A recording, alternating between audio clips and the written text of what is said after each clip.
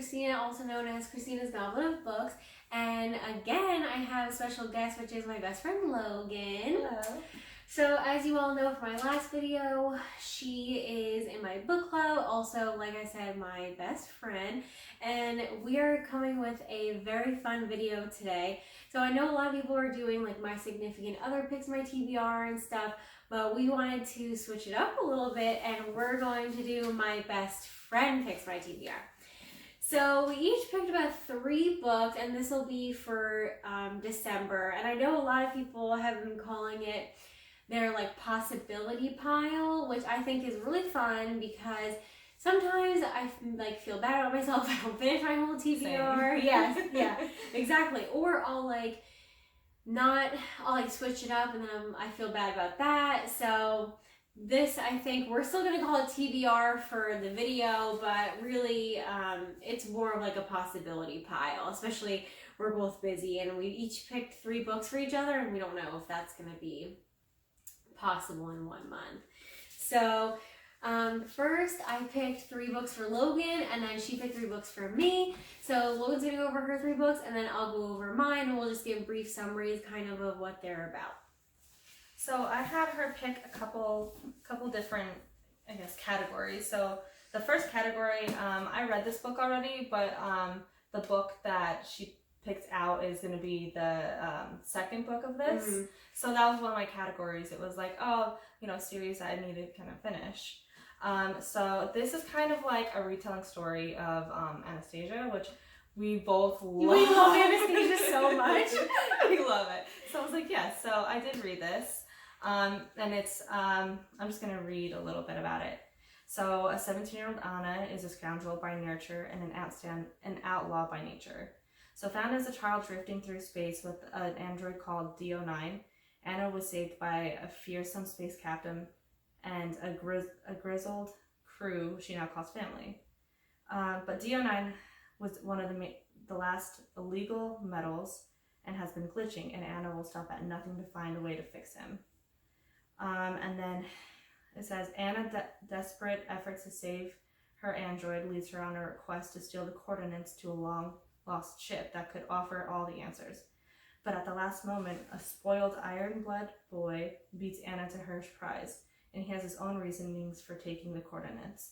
So it's kind of, it's telling in like 2 different perspectives, her and the boy. His name's Rob. Oh, that'll be fun with 2 perspectives. I love that. So, like I said, I did read this, and it was very interesting, and I definitely want to read the second one. So this is the book that she picked out for the second. And look at the purple. Oh yeah, the purple. It's so pretty. Yeah, this was really pretty.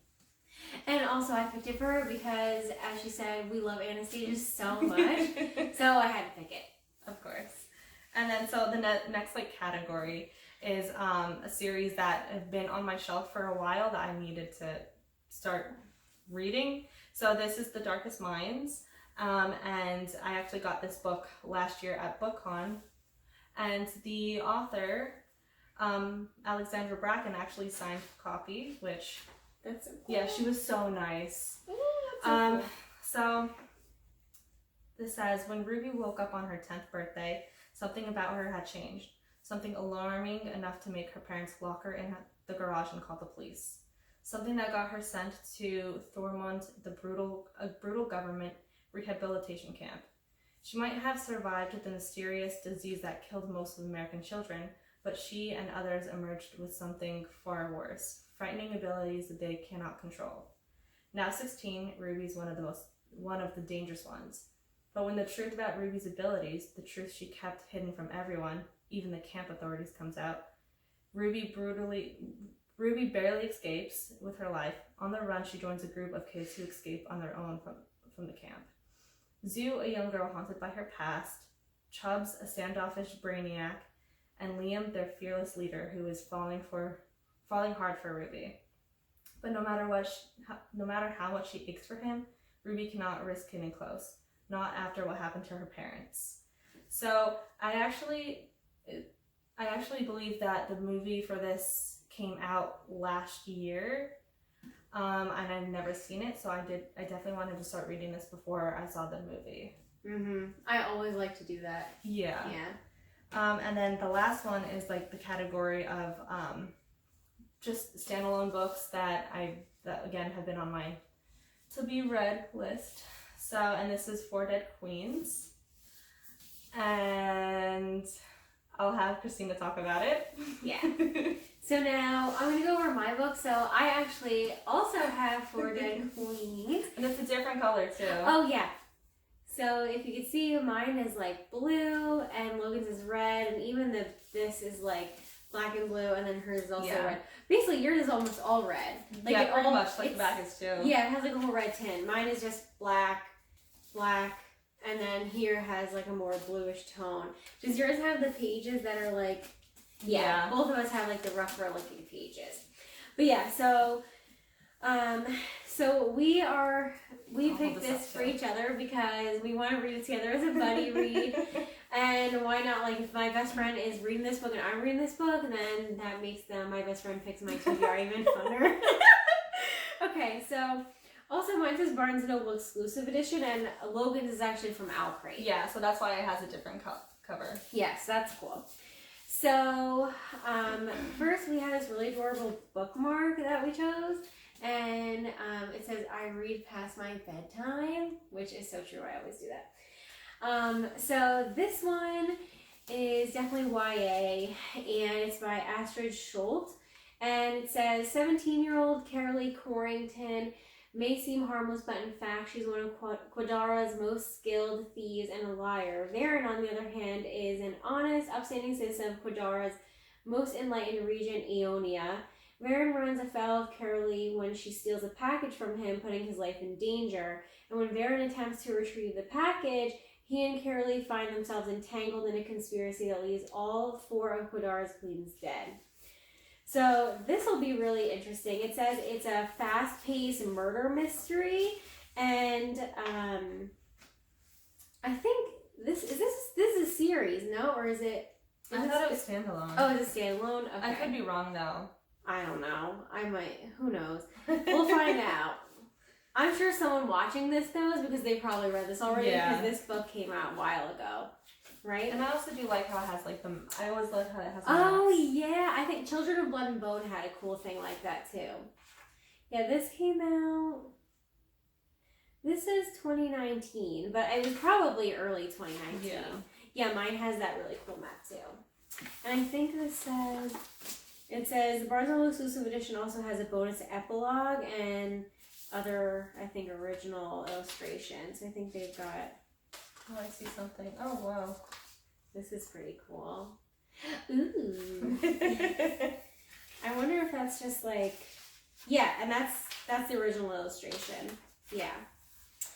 So yeah, so that'll be really fun to read together. And the front actually says 1 Big Lie, 2 Forbidden Romances, 3 Days to Catch a Killer, and then 4 Dead Queens. So that's cool. This actually reminds me of like a number book stack that I did for my Instagram. And I actually think I included this one on there for the 4. So the next book that Logan chose for me is a book that I have been dying to start this series. So I know so many people love Cassandra Clare. And I read the Infernal Devices first. Actually, I read kind of like out of publishing order. So I read the first 3 books, the 3 books of the Infernal Devices, and loved them so much. I could not get enough. I had them all through my library, and when I got them through my library, I got the like physical book form, and then I also got the audiobook. So on my commute, I could like binge read the book, and then when I got home, I was like reading like crazy. So you flew by those really fast. I know I did, and it was because of that. I was out of control. I was like an animal over the summer. So I was like, okay, everybody says I need to read the Mortal Instruments, and my best friend, my sister's best friend, let me borrow her whole set of the Mortal Instruments series. So thanks, Jill.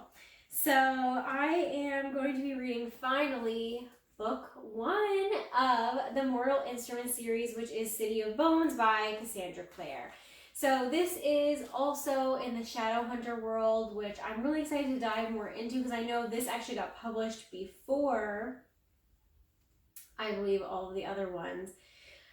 including, I think, the infernal devices. So, this one says, when Clary Frey heads out to the Pandemonium Club in New York City, she hardly expects to witness a murder, much less a murder committed by 3 teenagers covered with odd markings. This is her first meeting with the Shadow Hunters, warriors dedicated to ridding the earth of demons and keeping the odd werewolves and vampires in line. So we know that from the prequel as well.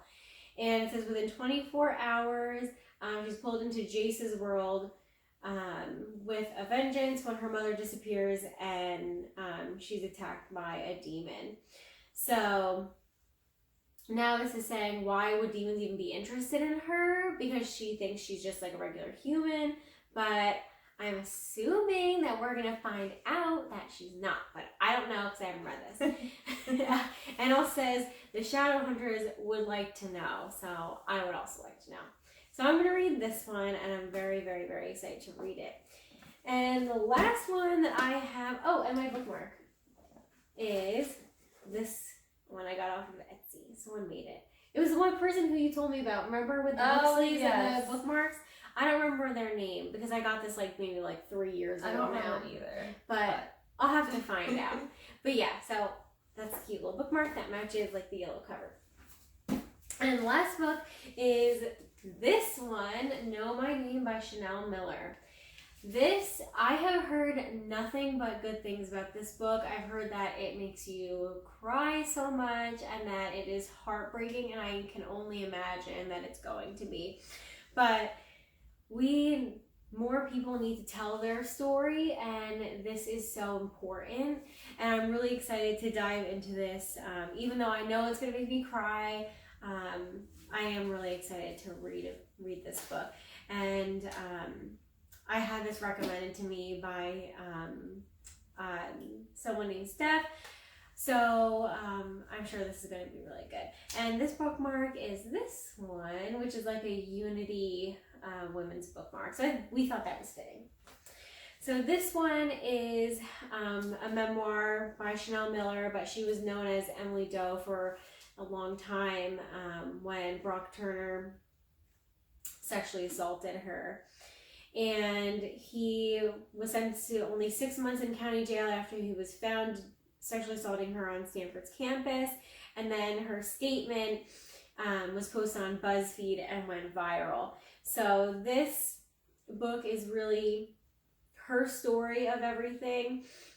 And it says basically how she grew through it and grew from it, and the power of her words and other words as well by others, and basically issues with the criminal justice system.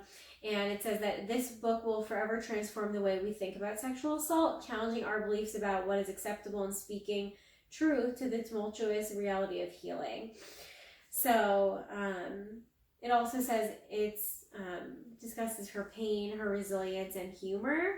And that they're saying this is going to be a modern classic. And I really do believe that, even though I haven't even read it yet, just because I really have heard nothing but good things about this book. And everyone on Bookstagram, everyone who has recommended this to me, said that this book is going to be probably one of the best books that they've ever read. So I'm really excited to read this.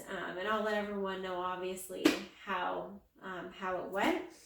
So yeah, I definitely want to read that. Yeah, right? I'm telling you, and I've heard nothing but good things about it.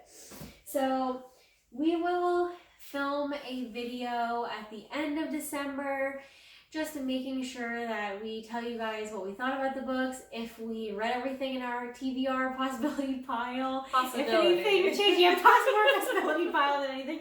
If we read anything from it, if we read all of it, what we read, what we thought, if we change it up, we'll let you guys know and update you. And also, for this video, we wore our pajamas because it is December and I am crazy about Christmas. Christmas for me starts November 1st. I am, as we call on Instagram, Team Merry and Bright. And she's not even kidding though. No. My Christmas tree was up November 2nd and I have no shame because I love Christmas. So my shirt says Meowie Christmas on it. And it's so a little Christmas kitty.